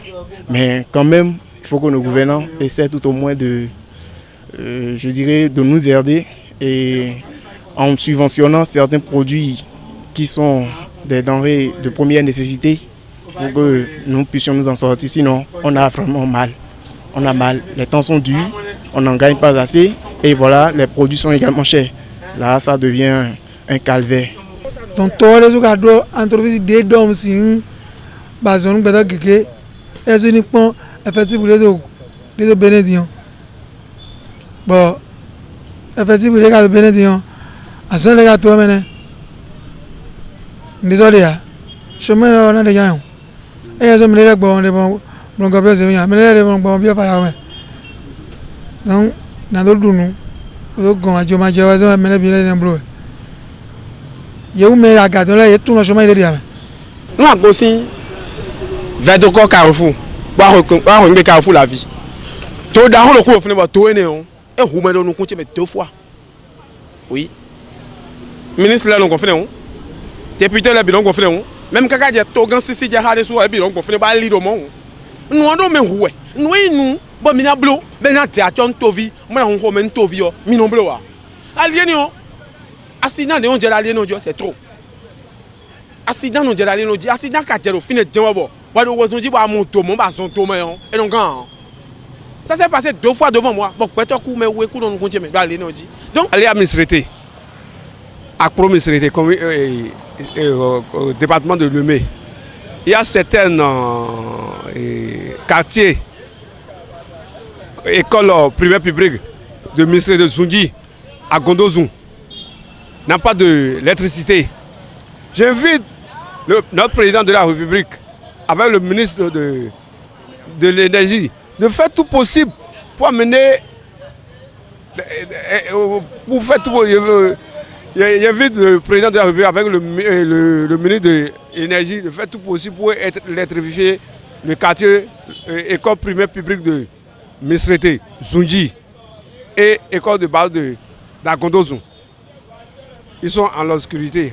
Nous, ces quartiers-là, c'est dans le Bénin. Ils n'ont qu'à faire tout possible comme ce qu'ils font pour partager le courant à Cravé. La police municipale, on va aider à dire tralala. Nous, police municipale, au moins nous ordre de mission ordre de mission il y a des municipal na mo dit comme na wuli we na kan droit assez bio we et non dire quoi ben wuli we na kan droit assez bio we oh mais gagner ha dit ordre de mission mi na yo we bon et wuli melo et non ado négocier a wuli non en temps normal ba wuli mais en zemi aussi quelqu'un et non la bio corruption we corruption ha automatique. Donc, ça s'est passé même aujourd'hui devant moi. Bon, municipal ou les amis dans le quoi gégé. Oui, conco. Bon, libéré. Non, ça ne se fait pas. Et nous, a risiwanye. Et nous, nous, mais nous, à tête, puis pas, bé. Français, quand j'ai fini, nous, nous, tous nos fils, soit, à tête, puis pas, ni ça service de renseignement, c'est trop. Mais nous, municipal, là, nous, tous nos fils, mais trop, c'est trop. Mais nous, nous, c'est si bon. Mais nous, c'est pour nous. Même municipal, municipal, il y a ton rôle et ton. Police municipale, ton rôle est ton. Oui, parce que en dehors de ça, vous allez voir par exemple, nous ici nous sommes dans le 4e arrondissement, nous sommes à Bédjéouin. Derrière le stade Olympique, vous allez voir, il y a déjà des tas de sable dans la zone. Bon, ils nous disent que c'est pour la bonne cause, la construction des routes, les caniveaux et autres, c'est bien, nous sommes parfaitement d'accord. Mais nous aurions aimé que les choses accélèrent vite, pour que nous puissions avoir la visibilité, parce qu'il n'y a pas de clientèle, Le sable nous empêche la vue, les gens ne nous voient pas comme auparavant. Donc si la société chargée des travaux peut accélérer, je dirais, le système pour que nous puissions rapidement avoir une devanture plus propre qui garantirait une vue normale de la clientèle, je crois que cela nous avantagerait. Donc, qu'ils y pensent.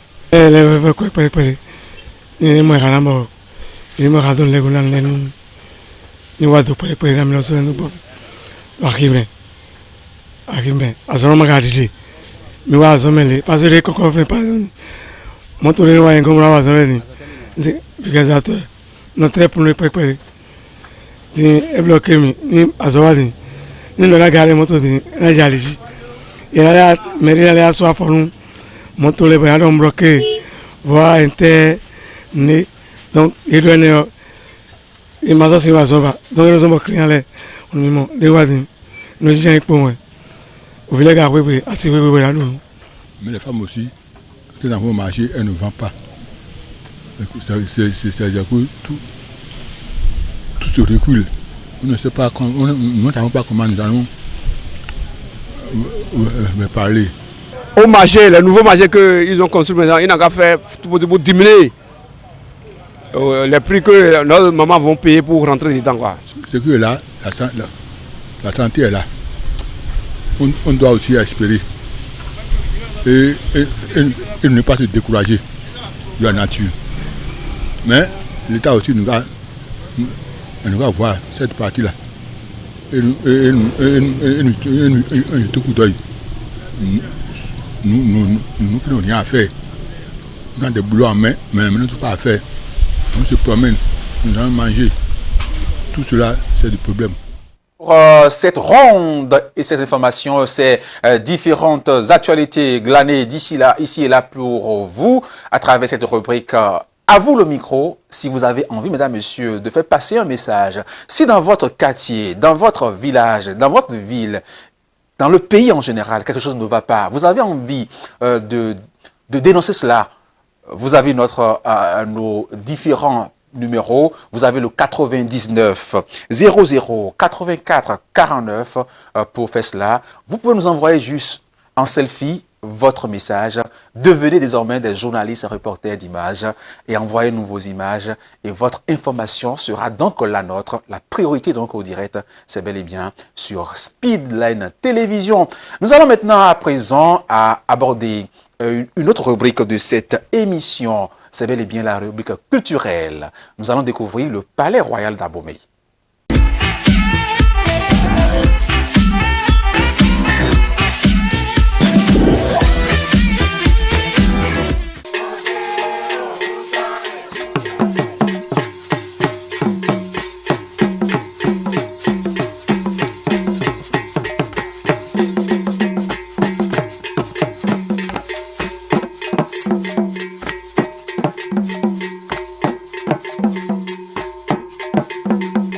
Le musée historique d'Abomey est composé de deux palais rénovés, le palais du roi Glélé et celui de son fils, le roi Gézo.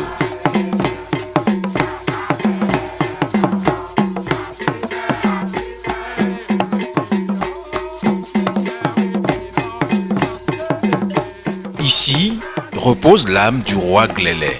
Autour de sa tombe, on peut observer des statues de buffles, symbole de sa puissance.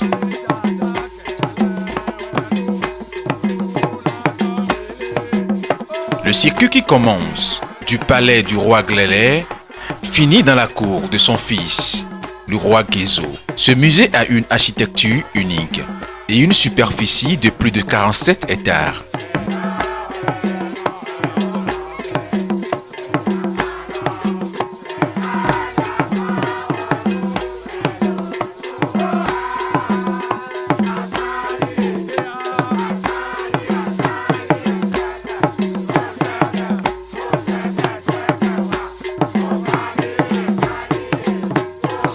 On l'appelle Adjalala. C'est un grand bâtiment polyvalent. C'est là où le roi reçoit ses invités. Il y a plusieurs portes. Donc le roi s'assoit devant le bâtiment et reçoit ses invités.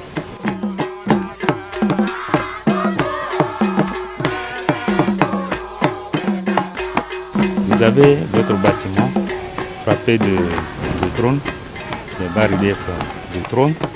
Vous avez ce bâtiment, c'est le bâtiment, on appelle le bâtiment de trône. C'est là où on installe les trônes des rois, de tous les rois. Donc, vous avez des bâtiments très bas, ces bâtiments qui sont là. Ce sont des bâtiments, on les appelle les djehos. Les djehos. Donc, ici, le grand bâtiment bas qui est là, c'est le djeho, mais à l'intérieur, vous avez encore une autre case ronde. Cette case ronde, si on dit que les murs sont pétris avec le sang humain, ce ne sont pas les murs qui sont pétris avec du sang humain, mais la case ronde qui est à l'intérieur, il y a un peu de sang humain dedans.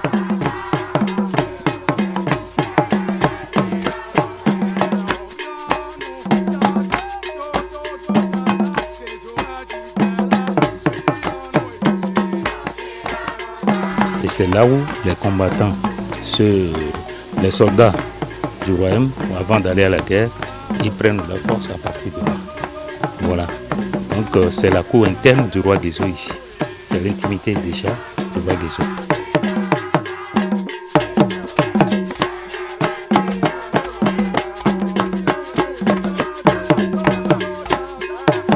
C'est-à-dire, si on parle de l'agriculture, le développement de l'agriculture au Bénin, c'est à partir du roi Guézo. Donc le roi Guézo a essayé de développer l'agriculture. C'est pourquoi on parle aussi du roi Guézo à partir de la Jatroué, qui disait que si chaque citoyen du royaume venait boucher de son doigt les trous, que la jarre peut contenir de l'eau. Donc il parle de l'unité. Donc c'est pourquoi le roi Guézo, on parle de lui, parce qu'il apprenait aussi l'unité. En dehors de l'agriculture, il apprenait l'unité.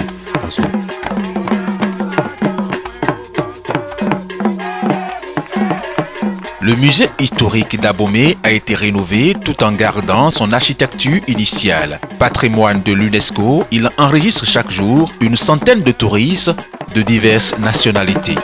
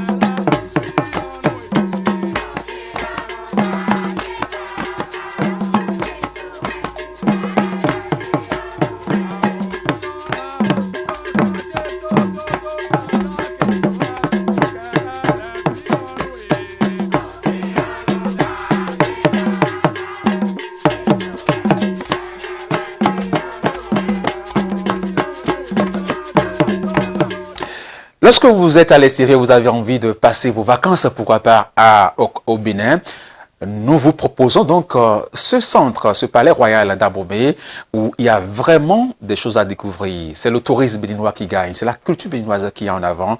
Donc passez juste visiter les richesses multiples culturelles dont dispose le Bénin. Et c'est bel et bien ce travail que nous faisons chaque jour dans votre rubrique culture. Bénin Culture plutôt, c'est le nom de la rubrique. Nous allons à présent aller sur les marchés nationaux et internationaux pour vous proposer les prix des matières premières, de première nécessité également, lorsque vous êtes une entreprise, lorsque vous êtes dans la transformation des différentes matières premières. Quels sont les prix que vous devez connaître? Quels sont les prix actuels sur le marché? Voici Commodité.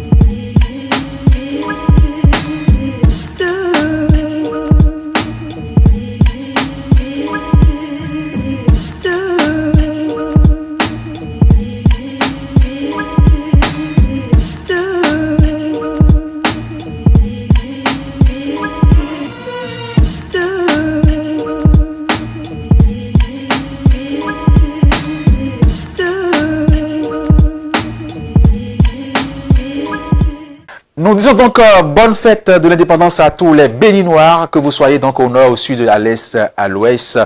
Soyez donc dans l'allégresse. C'est la liberté, l'indépendance, mais c'est pas synonyme de libertinage, bien sûr. Nous allons continuer avec la dernière rubrique de cette émission. C'est bel et bien celle-là qui donne parole à Louis Assogba. Louis Assogba qui est déjà bien installé dans son décor et qui va nous proposer une célébrité. C'est bon à savoir. Qu'est-ce qui est bon à savoir? Qu'est-ce qui est utile pour vous? Écoutez ceci, c'est avec Louis Assogba. Louis Assogba, vous avez l'antenne. Merci, Auspice. Alors, pour le bon à savoir d'aujourd'hui, nous allons parler de notre pays, puisque nous fêtons les 62 ans d'anniversaire de son accession à l'indépendance. Mais avant, il faut le dire, le Bénin partage 2123 km de frontières terrestres avec 4 pays que sont le Burkina Faso, le Niger, le Nigeria et le Togo. La Cour internationale de justice des Nations Unies a défini le 12 juillet 2005 la frontière actuelle entre le Bénin et le Niger. Après un différend au sujet des îles dans le lit des fleuves Niger et Mékrou, 9 îles ont été attribuées au Bénin et 16, dont celle de l'été, au Niger. La ligne côtière sur le golfe du Bénin, dans le grand golfe de Guinée, s'étend sur 121 km. Le territoire formé d'une étroite bande de terre orientée perpendiculairement à la côte s'étend du nord au sud sur une longueur d'environ 672 km. Il atteint une largeur de 324 km en son point le plus large dans sa partie septentrionale. Le pays est constitué de 2 aires géographiques. Le nord, aujourd'hui frontalier du Niger et du Burkina Faso, qui a connu le destin des peuples de la savane. Le sud et le centre du pays qui sont marqués par l'histoire des peuples du golfe de Guinée. On retrouve cette différence dans les qualifications d'Afrique des greniers ou encore d'Afrique des paniers. La première fait référence aux greniers de maïs ou de mil que l'on retrouve dans le domaine des savanes africaines comme au Mali, au Niger ou au Burkina Faso. La seconde se situe autour de l'équateur qui correspond en Afrique occidentale au sud de tous les pays littoraux du golfe de Guinée. Dans ces derniers, en raison du climat équatorial favorable à l'agriculture, rien ne sert d'entreposer. Il suffit juste de porter. Jusqu'au XVe siècle, de nombreux peuples et de la savane s'installent au nord, Bariba ou Batonou, Dendi, Zarma, Groussi, Aoussa, Mossi, Peul ou encore Fulbe. Alors que des populations littorales s'installent au sud et au centre avec des peuples comme Goun, Maki, Fon, Adja, Ewe, Guin, Aïzo, Mina ou encore Yoruba. Sur le plan politique, depuis l'indépendance, le Bénin a connu une histoire politique mouvementée. Les 12 premières années furent marquées par une instabilité chronique. Les anciennes élites coloniales, pour la plupart originaires du Sud, se disputaient le pouvoir. En 1963, le nord du pays veut sa revanche, tandis que les élites et la nouvelle bourgeoisie semblent peu préoccupées par les nombreux défis du sous-développement. C'est à cette période qu'un certain colonel Christophe Soglo arrive sur la scène politique du pays, en forçant Hubert Maga, premier président de la République du Dahomey indépendant, à démissionner. En 6 ans, on enregistrera, tenez-vous bien, 4 coups d'État et régime militaire venant abréger d'éphémères périodes civiles qui voient se succéder des présidents comme Souroumigan Akpiti, Justin Aroumandegbe et Émile Delezissou. En 1970, un conseil présidentiel constitué de 3 membres, Maga du Nord, Akpiti généralement du Sud, Aroumandegbe un peu du centre, avec une présidence tournante à 3, prend le pouvoir et suspend la Constitution. La ronde des présidents n'a pu se faire. En effet, seul Maga a pu passer les 2 ans retenus à la tête du Dahomey. À peine Aroumandegbe a-t-il entamé son tour de direction en 1972 que l'armée, sous la direction du capitaine Mathieu Kérékou, décide de reprendre en main le gouvernement. Destitue alors le conseil présidentiel et Mathieu Kérékou devient le nouveau chef de l'État dahoméen. Il est rapidement nommé commandant, mais les militaires se trouvent désemparés, sans programme et sans idée. Leur pouvoir est vide. Et c'est dans ce vide que vont s'engouffrer les idées des jeunes militaires et des étudiants qui ont vécu en France la période de mai 68. En novembre 1974, Mathieu Kérékou impose le marxisme et léninisme comme idéologie officielle de l'État. En 1975, pour réduire le poids politique du Sud, le nom de Dahomey est symboliquement abandonné pour celui de Bénin, du nom du royaume qui s'était autrefois épanoui au Nigeria voisin. Le pays prend le nom officiel de la République populaire du Bénin. Le régime de la République populaire du Bénin connut donc des transformations importantes au cours de son existence. Une brève période nationaliste de 1972 à 1974. Une phase socialiste de 1974 à 1982 et une phase comportant une couverture vers les pays occidentaux et le libéralisme économique de 1982 à 1990. Justement, en 1990, on va y revenir. On continue. De vastes programmes de développement économique et social sont mis en place, mais les résultats sont mitigés. En 1974, par exemple, sous l'influence de jeunes révolutionnaires, le gouvernement engagea un programme de nature socialiste. Nationalisation, par exemple, des secteurs stratégiques de l'économie, réforme du système éducatif, mise en place de coopératives agricoles et de nouvelles structures d'administration locale.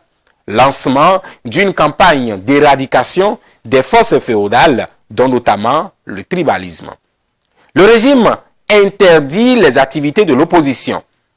Élu président par l'Assemblée nationale révolutionnaire en 1980, il est réélu en 1984, mais il doit échapper à 3 tentatives de coup d'État en 1988. Je parle bien évidemment de Mathieu Kérékou.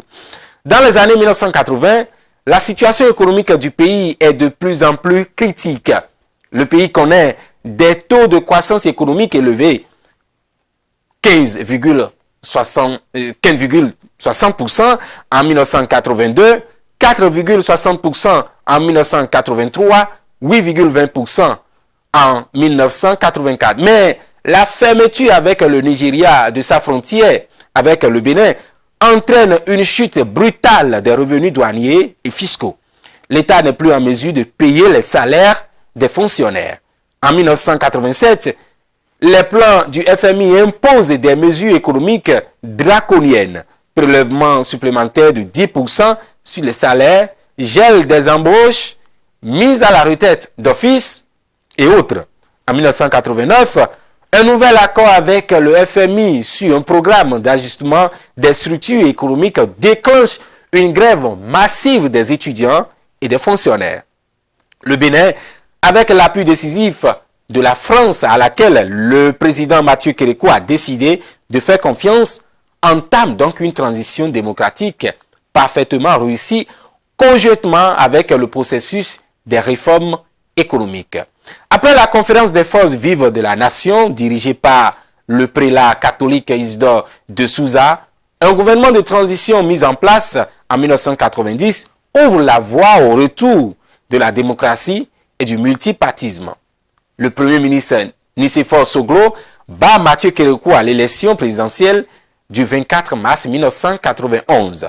Nicéphore Soglo, le premier ministre élu de l'ère du renouveau démocratique, devrait remettre le pays sur les pistes de l'économie de marché en créant les conditions favorables à la croissance économique. À la faveur du renouveau du système de gouvernement, le président Soglo redonnera le blason des religions endogènes en se conciliant les pouvoirs traditionnels et fait du 10 janvier de chaque année la journée internationale, la journée nationale du vaudou.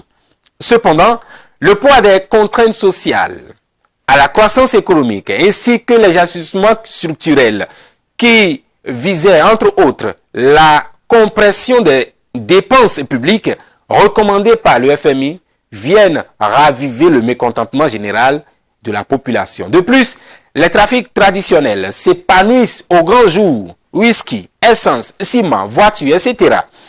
Après avoir perdu sa majorité au sein de l'Assemblée nationale, le président Nicéphore Soglo, accusé de népotisme par ses adversaires, est battu par Mathieu Kérékou à la présidentielle du 17 mars 1996. C'est un choc pour Nicéphore Soglo qui, après avoir crié au complot, envoie ses félicitations à Mathieu Kérékou et s'en va méditer de plus de 4 mois hors d'Afrique.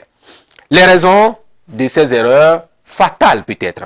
Démocratiquement, Mathieu Kérékou est de retour sur la scène politique béninoise après avoir dirigé le pays pendant 17 années, de 1972 à 1990, dans le fiasco politique et économique de la désormais ancienne République populaire du Bénin. Les élections législatives de mars 1999 donnent de justesse la victoire à la renaissance du Bénin. Le mouvement de l'opposition dirigé par Rosine Vieira Soglo, épouse de l'ancien président Nicéphore Soglo. Ces élections marquent l'échec du mouvement africain pour la démocratie et le progrès MADEP. Le parti d'un des proches du président Mathieu Kérékou, l'homme d'affaires, Séfou Fagbohou. Cependant, en mars 2001, Mathieu Kérékou est réélu président de la République avec 84,6% des voix. Arrivé en tête au premier tour face à son prédécesseur Nicéphore Soglo, il sera confronté au désistement de ce dernier ainsi qu'à celui d'Adrien Houmbédi, arrivé en 3e position. Ces deux candidats démissionnaires ont qualifié le scrutin de mascarade. Terni par des soupçons de fraude électorale et âgé de 67 ans, Mathieu Kérékou entame donc un second mandat consécutif dans des conditions économiques fragiles. Depuis 2001, le Bénin est plongé dans de graves difficultés économiques en raison de la situation difficile du port autonome de Cotonou, du choc pétrolier, de la crise du secteur du coton, de la contrebande très étendue, des effectifs pléthoriques de l'administration ou encore des sérieux problèmes d'approvisionnement en électricité créés par les sécheresses. Le Bénin est dans une période économique difficile que seule l'agriculture, relativement diversifiée, parvient à maintenir compétitif face à ses voisins. C'est ainsi que lors des élections de mars 2006, les Béninois ont décidé d'exprimer leur ras-le-bol et que le novice en politique, l'ancien président de la Banque ouest-africaine de développement, le docteur Boni Yahi, succède à la surprise générale à Mathieu Kérékou avec 75% des suffrages exprimés. Mathieu Kérékou, qui avait refusé de changer la constitution, n'a pas pu se représenter.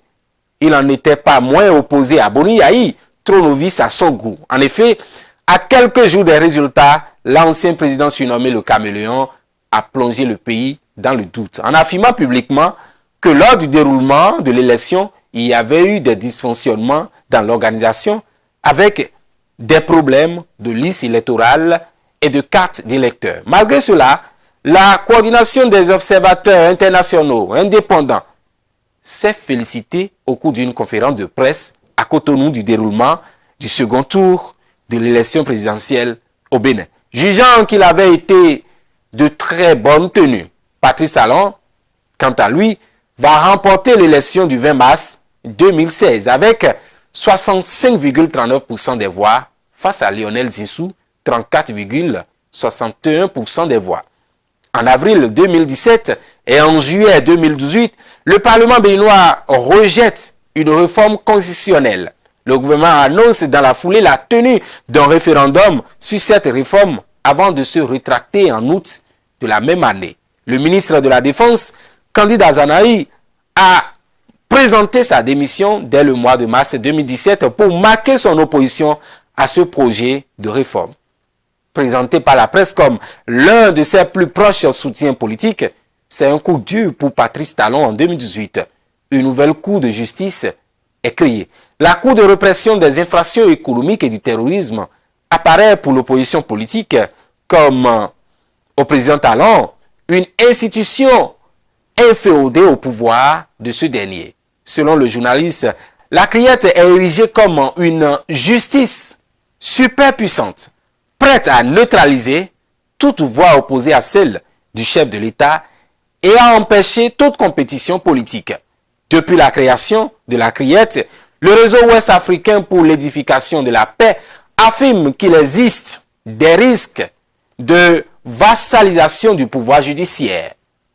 En février 2018, dans la perspective des élections législatives d'avril 2019, des formations politiques soutenant l'action du chef de l'État se rassemblent au sein de l'Union progressiste et de Bloc républicain. En mars 2019, la Commission électorale nationale autonome ne valide que 2 listes sur 7 présentées, toutes deux favorables au président Patrice Talon. Pour les élections du 28 avril 2019, l'opposition se retrouve exclue de facto des élections. Le 29 mars, la Cour africaine des droits de l'homme, réunie à Arusha, dénonce des dérives éloignant le pays de l'état de droit. Jean-Baptiste Elias, dirigeant du Front des organisations nationales contre la corruption, affirme même en avril 2019 que la démocratie risque de tourner en dictature au Bénin. Dans le contexte d'élections législatives controversées et sans opposition, l'ONG sociale Watch Bénin décide de ne pas participer au processus, contrairement à la séquence électorale de 2015.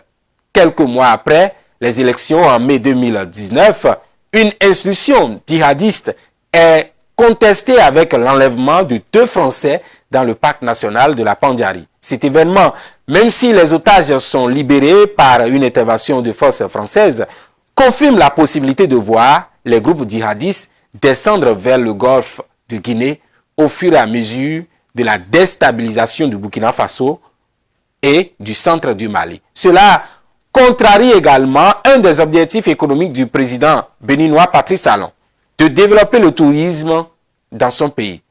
Il faut dire, pour finir, que Patrice Talon est réélu aux élections présidentielles d'avril 2021, accompagné de sa colistière Mariam Tchabi Talata dès le premier tour avec plus de 85% des voix. Ce second et dernier mandat prendra fin en 2026 avec de nouvelles élections générales. Voilà sur le plan politique ce qu'on peut présenter pour notre pays qui fête 62 ans d'anniversaire. En Suisse, on vous retrouve après pour un autre bon à savoir. À bientôt. Également, merci à vous, Louis Soba, pour ces informations. Merci beaucoup, mesdames, messieurs. Nous sommes pratiquement à la fin des 2 heures d'émission avec vous. C'est très, très vite. Mais je pense que vous avez pris du plaisir en notre compagnie. Retrouvez-nous désormais tous les lundis, tous les mercredis et tous les vendredis. C'est Béné ce jour qui démarre aujourd'hui et qui va rester pour votre plaisir. Prenez le rendez-vous. C'est l'émission matinale qui se réveille avant vous, pour vous réveiller et vous donner le tonus, l'énergie nécessaire pour passer une très belle journée. Portez-vous bien et une fois encore, bonne fête à tous les Béninois.